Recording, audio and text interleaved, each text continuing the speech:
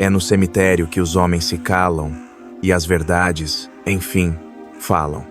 Aqui não há discussões políticas entre túmulos, nem discursos de motivação no jazigo dos esquecidos.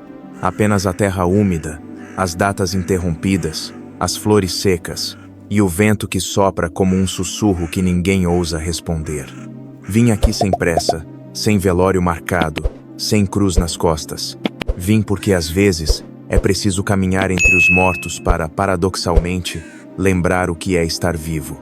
E talvez porque, no fundo, todo cemitério seja um espelho, a imagem invertida daquilo que negamos todos os dias nossa finitude. Cada pedra aqui carrega um nome, e cada nome uma história. Mas todas elas se encerram do mesmo jeito, em silêncio. É nesse silêncio que as lições mais duras e essenciais da vida se revelam. A primeira verdade que se aprende no cemitério é esta: a vida é um sopro que todos fingem controlar, mas que escapa sem aviso, sem piedade, sem hora marcada. O homem se fantasia de eterno, a mulher se maquia para a imortalidade, o jovem ri da morte como se fosse lenda, mas quando o corpo desce, ninguém escapa do pó.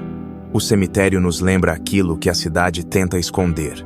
Todo mundo vai morrer, e ninguém viverá para sempre. Por isso, Sêneca, com a frieza estoica de quem conhecia o abismo, sentenciou: viver é preparar-se para morrer.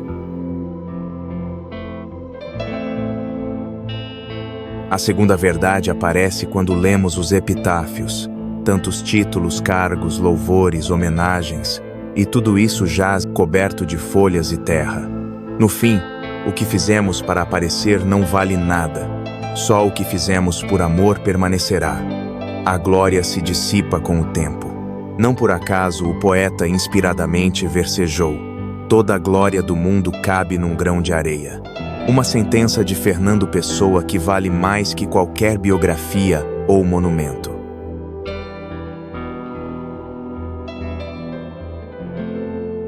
A terceira verdade do cemitério é ainda mais cortante. Ninguém estará esperando para perdoar depois da morte.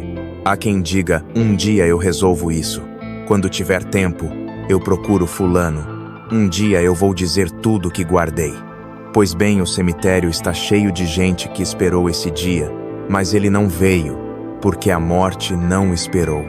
Gente que foi enterrada com palavras na garganta, com rancores no peito, com abraços atrasados. Aqui, a ausência se vinga de quem adiou a presença. Como disse Dostoiévski, em um de seus acessos de lucidez amarga, a morte é terrível apenas para quem não soube viver. A quarta verdade: as flores mais belas são sempre as que não puderam ser vistas pelo morto. E a quinta: quem ama só depois da perda, nunca amou, apenas se arrependeu. Não adia o que precisa ser dito. O tempo é cruel com os que fingem que tem tempo.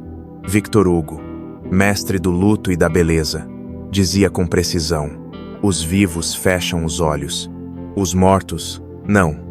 E talvez o sentido disso seja este: não é preciso morrer para estar cego, basta ignorar o que é essencial.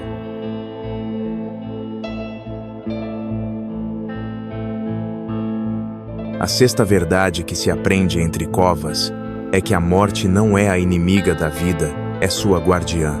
É ela quem nos faz lembrar que cada manhã é uma chance, cada respiração um milagre, cada encontro um mistério. Só tem medo da morte quem ainda não viveu com profundidade, e só teme o fim quem nunca conheceu a intensidade do meio. Montaigne, com a franqueza de um condenado lúcido, dizia sem rodeios: filosofar é aprender a morrer, e talvez por isso tão poucos filósofos tenham medo da sepultura. A sétima verdade: você não precisa de mais tempo, precisa de mais presença. Quem vive como se fosse eterno, desperdiça o instante.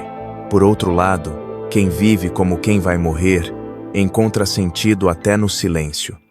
E não se trata de aproveitar a vida com descuido, mas de habitá-la com reverência como quem pisa num chão sagrado.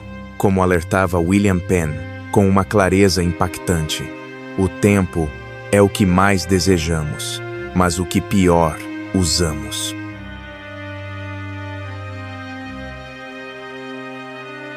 A oitava verdade, talvez a mais dura, é que ninguém mente diante da própria morte. Aqui, as máscaras caem. Não há maquiagem que disfarce a falência do coração. Não há discurso motivacional que tape o buraco da alma. No leito final, os homens não pedem por dinheiro, nem sucesso, nem seguidores. Pedem por mais tempo, por mais amor, por um último gesto de ternura. Mas quando o fim chega, já é tarde demais para pedir.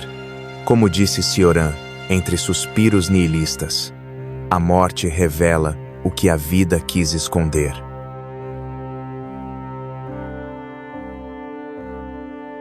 O tempo não perdoa desperdícios. A nona verdade: o tempo não perdoa quem zombou dele. Cada minuto vivido com arrogância será cobrado com juros pela eternidade. Cada segundo desperdiçado será lembrado no último suspiro. Victor Hugo, mais uma vez, traduziu essa angústia com nobreza. O futuro tem muitos nomes. Para os fracos, é o inatingível. Para os temerosos, o desconhecido. Para os valentes, a oportunidade. Resta saber em qual desses nomes você se reconhece.